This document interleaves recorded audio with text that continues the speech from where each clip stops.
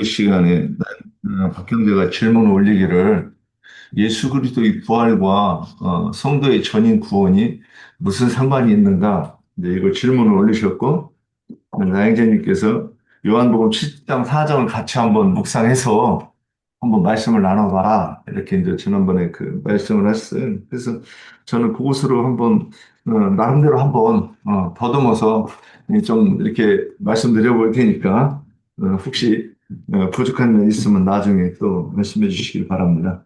우리가 전인구원이라고 하면 사람에게는 하나님이 그 인생을 지으실 때 영과 혼과 몸 이렇게 3번으로 이렇게 구분해서 지었다 우리는 이해하고 있습니다.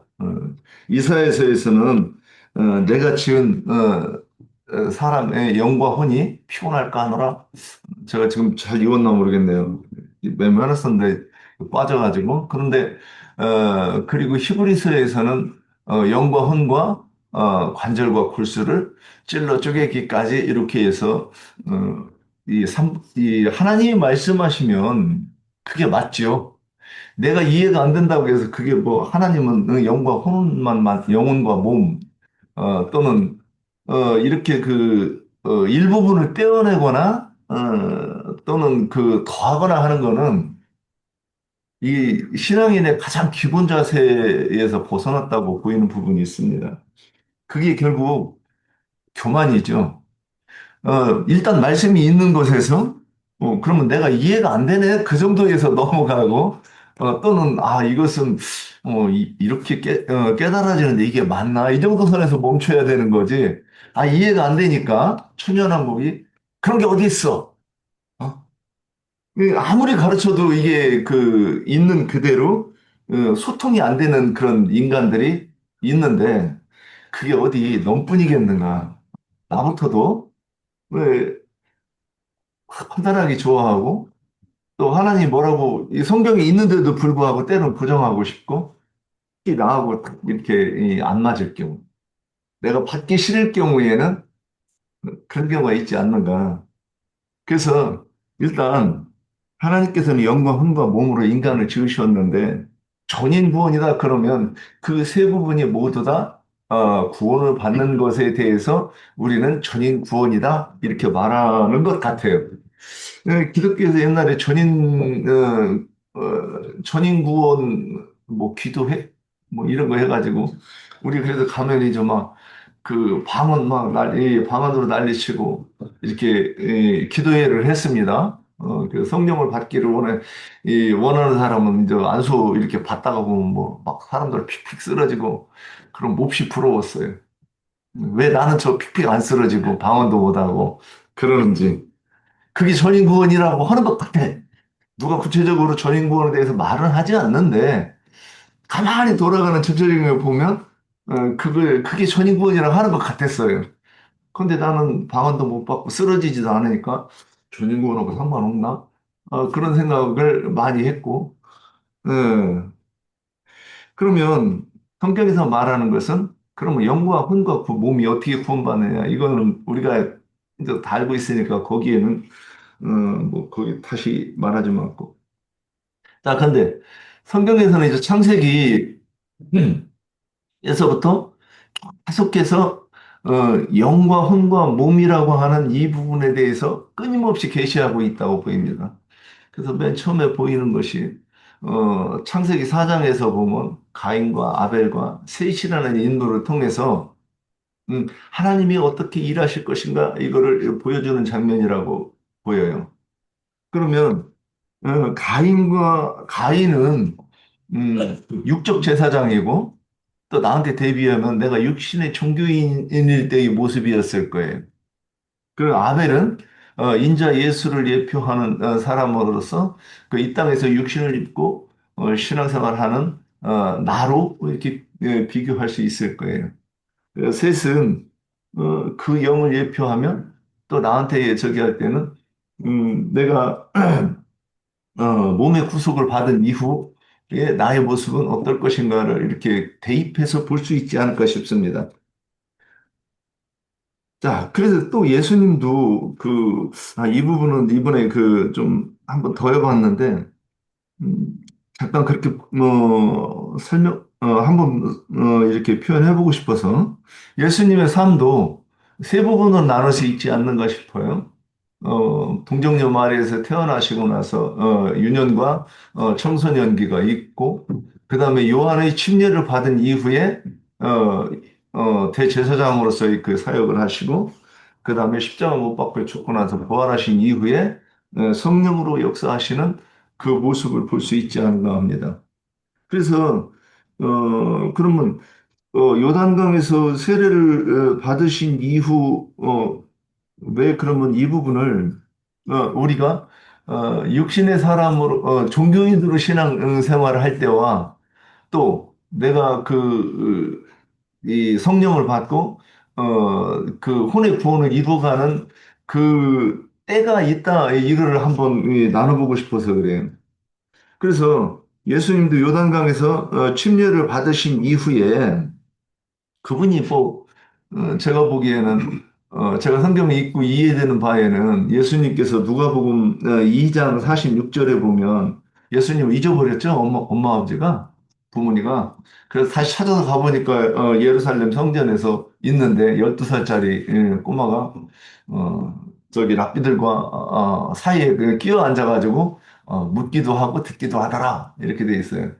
그리고 그 대답하는 것으로 인해서 기이 여겼다. 그러니까 놀라운 거죠. 도저히 이해가 안 되는 그 지혜와 계시의 말씀으로 인해서 그 랍비들이 어, 그, 그 나중에 그 구장에 가면 뭐라고 돼 있느냐. 묻기도 두려워하더라. 이렇게 나와요. 자, 그런 이런 모습으로 봤을 때 그분은 어렸을 때부터 지혜와 성령이 충만한 분으로 이렇게 이해가 됩니다. 그럼에도 불구하고 요단강에서 이제 요한의 침례를 받은 이후에 제사장 사역을 시작하는 거는 우리의 신앙생활과도 같죠. 우리도 그래서 이스라엘 백성들이 애굽에서 출애굽을 하고 나서 홍해강을 건너죠. 그래서 그 다음에는 광야교회 생활이란 말이죠. 거기서 시내산에서 말씀도 받고 그 다음에 그 광야를 지나가는 동안에 결국에는 혼의 구원을 다 이루지 못하고 다 엎드려져 죽었어요. 그 홍해를 나올 때 20세 이상의 남자는 다 죽었다는 말을 들을 때 참 우리가 신앙생활에서 이게 자꾸 넘어지고 가끔가다 길도 잊어버리고 그런 경우가 많죠. 근데 이런 것들이 대체로 왜 그러느냐? 이게 겸손이 안 돼서 그런 것 같아요. 제가 보기에는. 음, 내가 자기를 부인하고 주님을 쫓아간다고 하면 그럴 일이 없을 것 같아요. 말씀이 그렇다고 하면 그냥 순종한다고 하면 내가 길을 잃어버리거나 또는 주님과 대적해서 자꾸 내 주장을 세우는 그런 일이 없을 것 같아요. 그 이스라엘 백성이 광야에서 그 짓을 하다가 결국에는 20세 이상의 남자는 다 엎드려져 죽었다는 얘기가 아닌가. 그래서 그 후대, 여호수아 갈렙의 후대에 그 20대 이전에 어린아이들만 이제 그 장성에서 그 요단강을 건너는 장면이 나옵니다. 그럼 요단강을 건너기까지는 요단강을 건너려면 민수기 1장에서 보면 1장 1절에서 3절 한번 볼까요? 다 아는 건데 요거만 한번 찾아봅시다. 누가 찾았으면 읽으세요. 민수기 1장 1절에서 3절이요. 예. 1장 1절에서 3절. 이스라엘 자손이 애굽 땅에서 나온 후 둘째 해 둘째 달 첫째 날에 여호와께서 시내 광야 회막에서 모세에게 말씀하여 이르시되 너희는 이스라엘 자손의 모든 회 중 각 남자의 수를 그들의 종족과 조상의 가문에 따라 그 명수대로 계수할지니 이스라엘 중 20세 이상으로 싸움에 나갈 만한 모든 자를 너희와 아론은 그 진영별로 계수하되. 예. 여기 제가 이 금기로 묻는 집 오기 전에 이 말씀을 딱 보는데 굉장히 인상 깊게 딱 이게 보이더라고요. 아, 하나님의 백성은 20세 이상의 남자네. 그 남자이면 돼요, 그냥? 전쟁에 나갈 수 있을 만큼, 그 전쟁에 나가려고 하면, 뭐, 우리 그 군대에서 뭐 신검 받을 때 두 가지를 보더라고요. 신체가 현저하게, 그 건강하지 못한 자, 탈락. 군대 안 가겠다고 엄마 팬티 입고 온 놈이 있었어요. 그래, 그러니까 그 탈락시켜 버리더라고. 예. 그러니까 그 군대 끌고 가서 그거 뭐 어디다 쓰겠느냐고. 근데 여기 민수기 1장을 볼 때 20세 이상의 남자로 전쟁에 나갈 만한 자, 이거를 딱, 이게 딱 눈에 보이니까 그다음부터, 오병이어 사건 때 왜 여자의 수를 쉬지 않았는가가 이해가 되는 거예요. 그러면, 이게 만약에, 그러고 나서 이제 생각이 드는 거예요. 내가 여자라면 예수 안 믿었을 것 같은데. 아, 성경 읽으면서 여자와 어린아이는 수도 안 치는데, 아, 미쳤다고 예수 믿냐고. 이런 생각을 할 만한데, 그때는 이, 그게 왜 그냥, 소화됐는지는 모르겠어요. 근데 20세 이상의 남자, 그래서, 성경에서 보면, 민수기 4장과 8장에서 보면, 하나님의 성전에서 제사하는 사람의 수가 나와요. 나이가. 민수기 4장에서는 제사장으로 봉직할 때 30세 이상의 남자와 50세까지 이렇게 일하는 걸로 나옵니다. 그러면 왜 이 나이에 대해서 얘기하는가? 그래서 혼의 구원이 이 요단강에서도 요단강을 건너기 전에 이스라엘 백성도 20세 이상의 남자만 계수를 해서 요단강을 건너가서 할례산에서 할례를 받고 가나안 정복 전쟁하는 거 우리가 볼 때, 이것이 혼의 구원이라고 이해하는 거죠.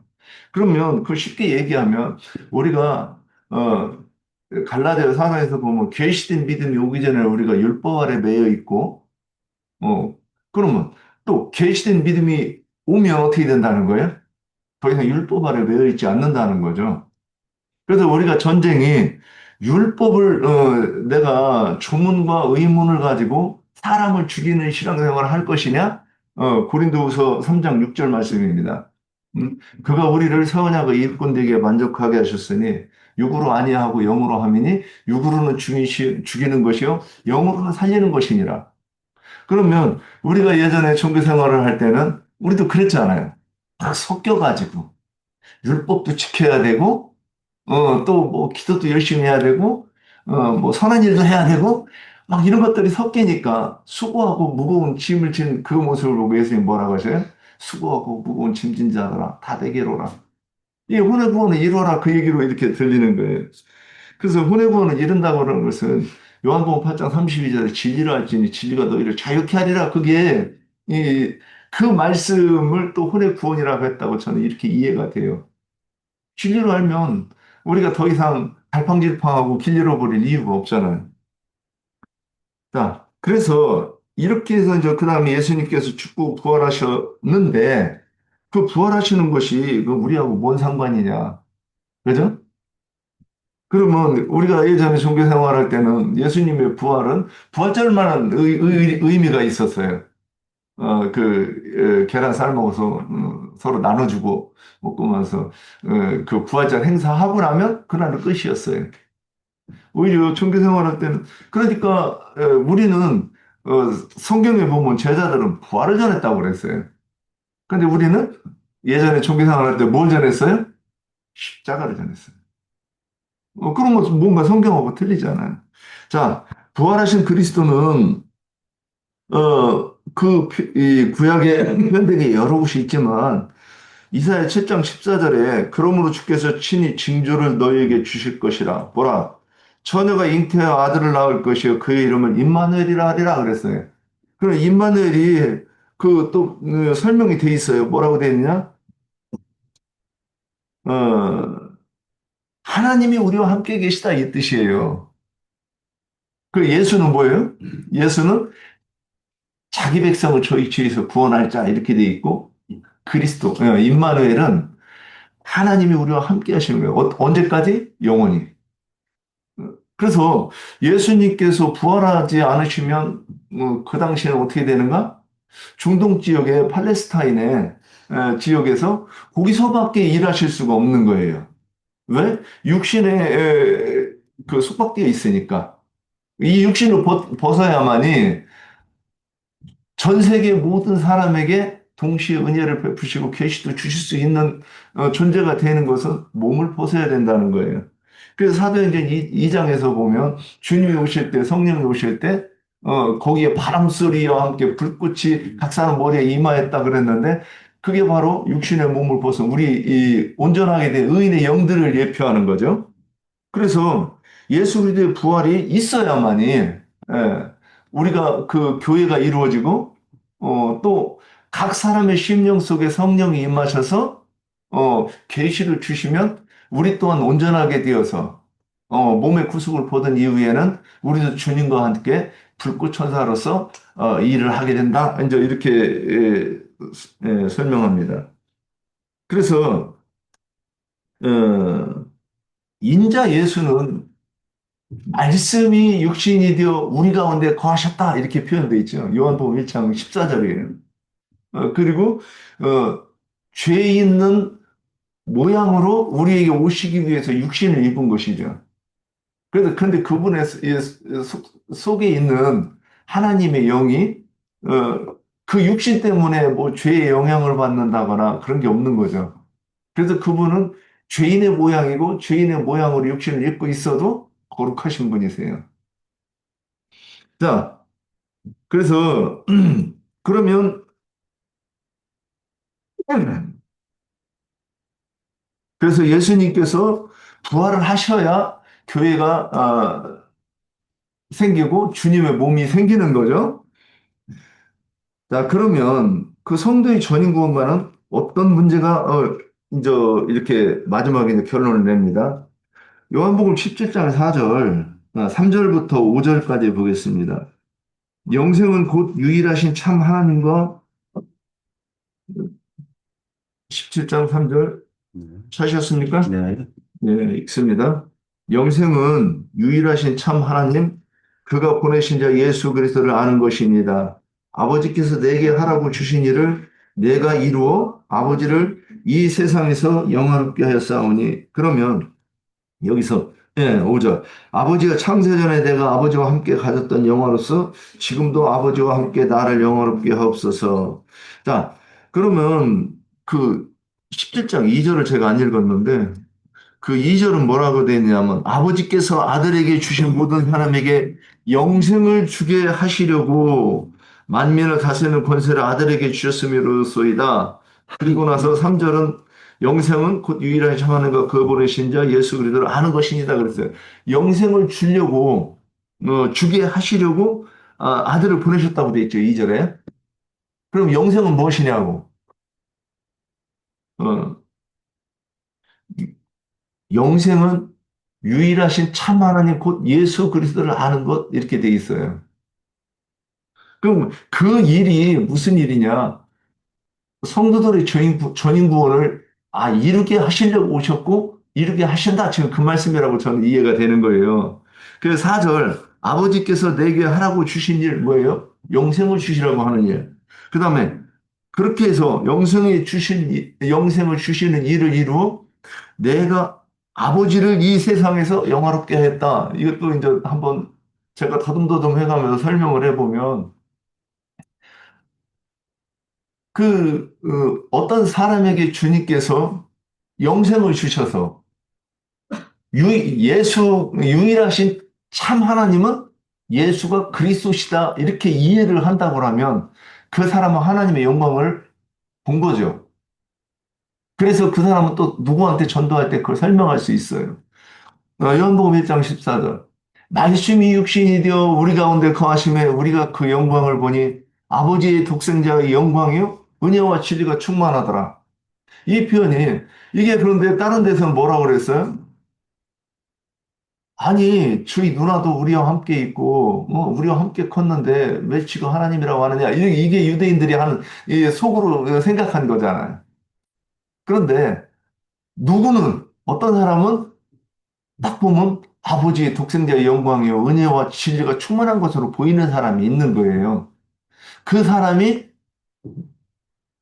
그 일이 결국에는 뭐냐?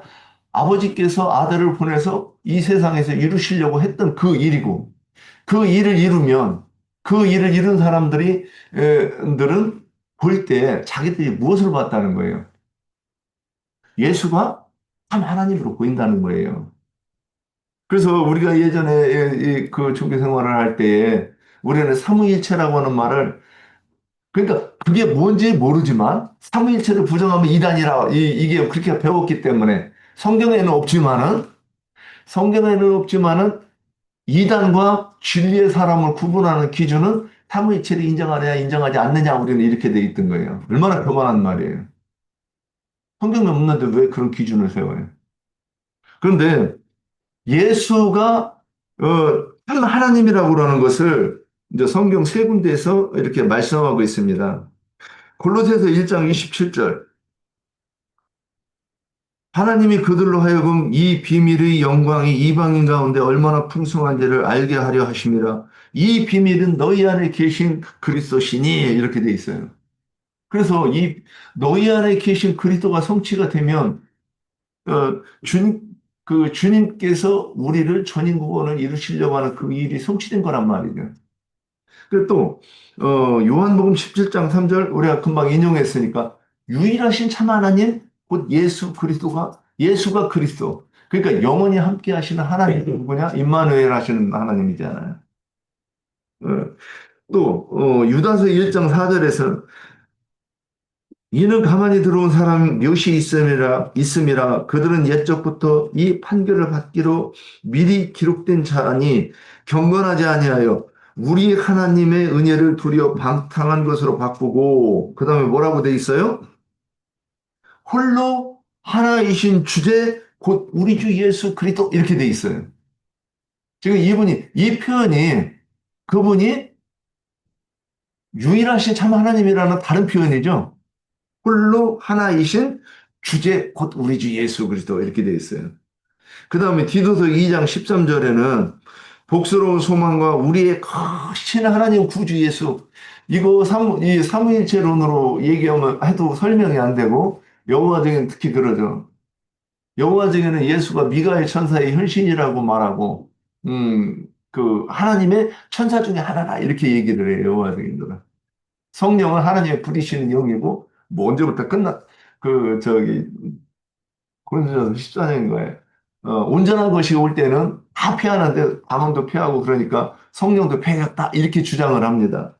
근데 사도들이 표현하는 것은 뭐라고 되어 있느냐? 예수 그리스도가 참 하나님, 홀로 하나이신 주제, 크신 하나님, 이렇게 표현을 했어요. 그러니까 결국 구약의 하나님의 계획이 뭡니까? 인자 예수로 오셔가지고 구속을 이룬 다음에 그 다음에 임마누엘 하나님으로서 우리에게 그 왕노로 다시는 그 하나님이 진짜 하나님이다 이런 설명이라고 저는 이렇게 그림이 보이는 거예요. 그래서 이 일이 이루어지면 그 일이 결국 우리의 견인 구원인데 자, 제가 이제 두 구절만 더 인용하고 끝내겠습니다.